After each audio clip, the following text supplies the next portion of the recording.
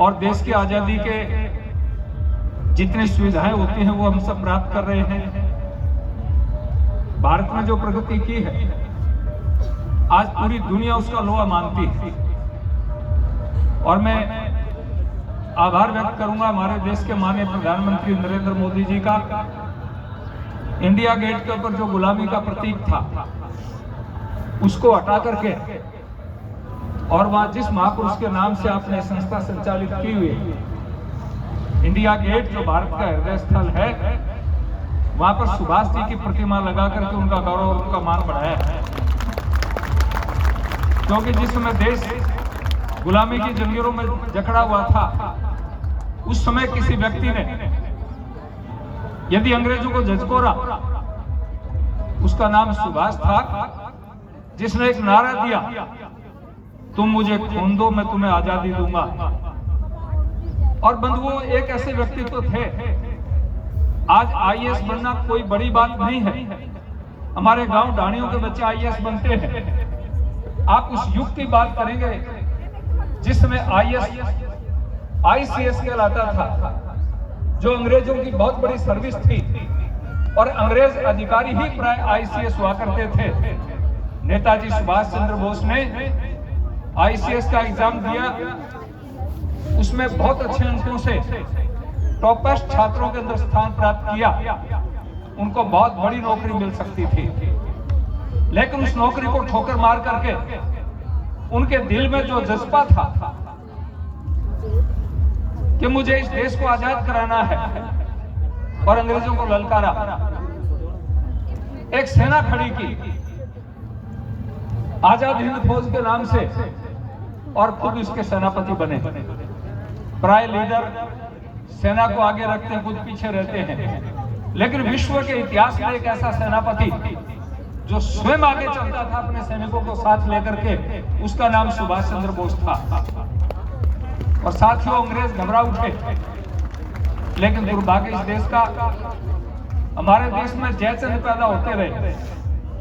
सुभाष चंद्र बोस की सारी योजनाओं को उन्हीं के एक साथी ने, उन्हीं के एक साथ रहने वाले व्यक्ति ने उनकी गोपनीय सूचनाएं पहुंचाई और उनको चारों तरफ से घेर लिया। उनका जो शहादत है वो आज भी एक रहस्य बनी हुई है। सुभाष चंद्र बोस का देहांत कैसे हुआ, उनका बलिदान कैसे हुआ, आजादी के बाद भी किसी सरकार ने कोशिश नहीं की कि उसकी जांच करवा सकें। लेकिन पहली बार इंग्लैंड में जितने भी दस्तावेज थे, यूरोप में जितने भी दस्तावेज थे, उन सारी की सारी फाइलों को अगर भारत की धरती पर कोई व्यक्ति लेकर के आया उसका नाम नरेंद्र मोदी है। सारी डॉक्यूमेंट्स को लेकर के आए, कोशिश की, लेकिन 100 साल के आसपास जिस घटना को घट जाए उसके तथ्यात्मक संशोधन करना, अनुसंधान करना, उसकी जांच करना संभव नहीं हो पाता है। लेकिन उनको उचित सम्मान दिया। मैं खासतौर से इन बच्चों से एक बात कहना चाहूंगा, आपसे एक बात कहना चाह रहा हूं। आप नेताजी सुभाष चंद्र बोस को अपना आइडियल बनाइए। एक व्यक्ति गुलाम भारत के अंदर इतनी ऊंचाइयों को प्राप्त कर सकता है। आपके आदर्श सुभाष चंद्र बोस होने चाहिए, रामप्रसाद बिस्मिल, भगत सिंह, चंद्रशेखर आजाद, ये होने चाहिए। और विगत दिनों में गरीब बच्चों से मैं खास तौर से कहना चाहता हूं, कई बार हमारे बच्चे, हमारे अभिभावक कह बैठते हैं कि हमारे पास साधन नहीं है, लेकिन याद करो एपीजे अब्दुल कलाम को। मैं उनकी झोपड़ी तक गया हूं, उनके गांव तक गया हूं। मेरा एक स्वभाव है कि मैं ऐसे महापुरुषों के स्थानों पर जाने का प्रयास करता हूं। सुभाष चंद्र बोस के जन्म स्थान पर भी मैं जाकर के आया, जिस संस्था में अध्ययन किया वहां भी मैं जाकर के आया।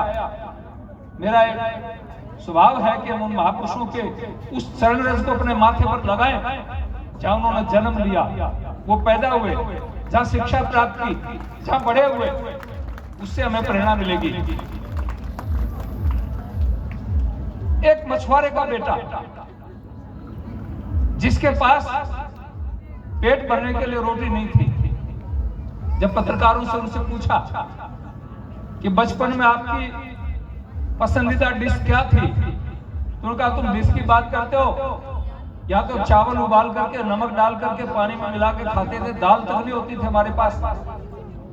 ऐसी स्थिति में पढ़ने वाला विद्यार्थी दुनिया का सबसे प्रसिद्ध मिसाइल मैन हो सकता है, दुनिया का सबसे अच्छा शिक्षक हो सकता है।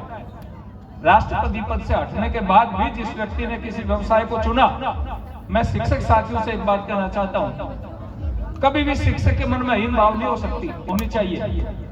शिक्षक नेता पैदा करता है, शिक्षक अधिकारी पैदा करता है, शिक्षक व्यापारी पैदा करता है। आप प्रोडक्टर हैं, आपके अंदर वो क्षमता है। मैं कई बार कहा करता हूं, एक आईएएस अधिकारी अच्छा प्रशासक हो सकता है, लेकिन वो नए आईएएस पैदा नहीं कर सकता।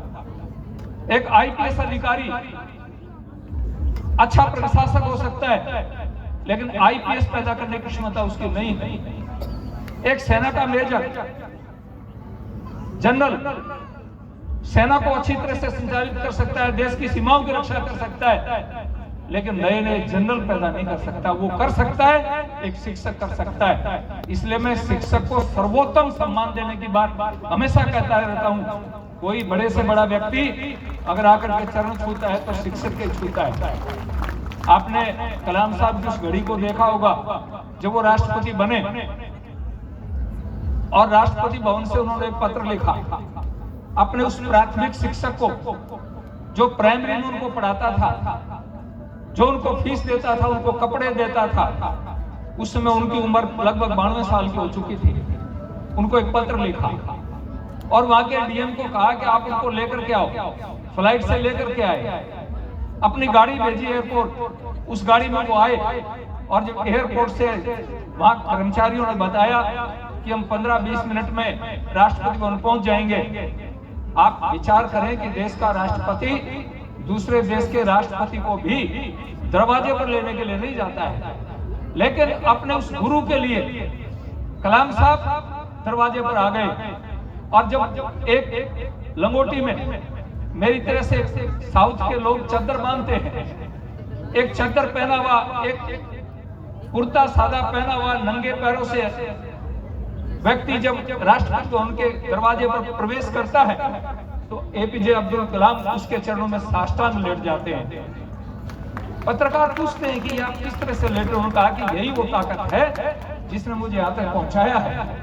इसलिए मैं आपसे निवेदन करना चाहता हूं, जिस आदमी के मन में भावना बन चुकी है मुझे कुछ बनना है, साथियों मैं आपसे कहना चाहता हूं, बच्चों से, गरीबी आपको आड़े नहीं आ सकती, गरीबी आपको रोक नहीं सकती, गरीबी कहीं भी आपको पीछे दिखा नहीं सकती, बशर्ते आपके मन में कुछ करने की इच्छा हो सकती होनी चाहिए। और अभाव की बात भी मैं कहता हूं, हमारे शिक्षण संस्थाओं में कई बार ये बात आती है, साहब हमारे पास अच्छी बिल्डिंग नहीं है, हमारे पास अच्छे भवन नहीं है। मैं 2 उदाहरण आपको दे रहा हूं। महर्षि दयानंद सरस्वती, जिनका मैं अनुयायी हूं, वो जिस कुटिया में पड़े थे वहां झोपड़ी थी, मथुरा के अंदर छान में पड़े थे और केवल 9 विद्यार्थी थे, और उस व्यक्ति ने पूरी दुनिया को हिला करके रख दिया। जिस देश में महिलाओं को पढ़ने का हक नहीं था, जिस देश में 3 कौम को छोड़ करके किसी को पढ़ने का अधिकार नहीं था, पहला व्यक्ति था कि सबको पढ़ने का अधिकार है, बेटियों को पढ़ने का अधिकार है, हर आदमी को पढ़ने का अधिकार है। और जिसके नाम पर आज 6000 संस्थाएं चलती हैं, 2 सरकारी विश्वविद्यालय हैं, 2 प्राइवेट विश्वविद्यालय हैं, 2000 स्कूल कॉलेज हैं, 6000 आर्य समाजें हैं, और दुनिया के 40 देशों में इंस्टीट्यूट हैं। मैं उन सभी देशों में खुद जाकर के आया हूं, मैंने जाकर के उन संस्थाओं को देखा और संभाला है। मेरा सौभाग्य रहा कि मैं उन संस्थाओं का अध्यक्ष रहा। दूसरे स्वामी विवेकानंद, आपने भी एक नौजवान को बिठा रखा है, विवेकानंद का रूप धारण करके मैं मजाक कर रहा था, मैं बाबा जी बढ़िया चचा भाई साथ ले जाऊंगा तेरे को। स्वामी विवेकानंद अपने गुरु रामकृष्ण के चरणों में हुगली के तट पर पढ़ते थे। वहां भी कोई अट्टालिकाएं नहीं थी, एयर कंडीशन रूम नहीं थे, वो भी एक छान थी, एक झोपड़ी थी, और उस झोपड़ी में केवल 12 विद्यार्थी थे। उन 12 विद्यार्थियों में से निकलने वाला व्यक्ति अमेरिका में जाकर के दुनिया को हिला देता है। वहां जब उनका संबोधन प्रारंभ हुआ और उन्होंने केवल एक वाक्य बोला, उनको तो 2 ही मिनट समय दिया था क्योंकि अनामंत्रित अतिथि थे, उनको बुलाया नहीं गया था। उस विश्व धर्म सम्मेलन में बहुत सारे गेस्ट थे जिनको बुलाया था, विवेकानंद को बुलाया नहीं था, वो तो अनामंत्रित अतिथि थे। मुश्किल से 2 मिनट का समय दिया, लेकिन जब उन्होंने एक वाक्य बोला, my dear sister and brother of America, जिस देश के लोग प्राय महिला को बहन कहना जानते नहीं थे, उस धरती पर खड़ा होकर जब कहा मेरी प्यारी बहनों और भाइयों, तालियां गड़गड़ाहट से गूंज उठा पूरा का पूरा सदन, और फिर आवाज आने लगी once more once more once more, और वंस मोर करते करते संचालकों को पसीना आ गया कि इसको रोकें कैसे। ऑडियंस चाहता है ये बोले, जनता चाहती है बोले, हम कैसे रोकें। और स्वामी विवेकानंद लगभग 1 घंटा बोल गए, जिसको 2 मिनट दिया गया था।